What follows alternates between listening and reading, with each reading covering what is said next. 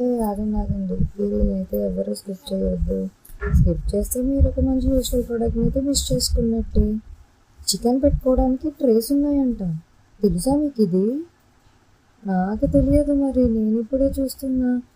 అందుకే ఈ ప్రోడక్ట్ని తొందరగా గ్రాప్ చేసేసాను.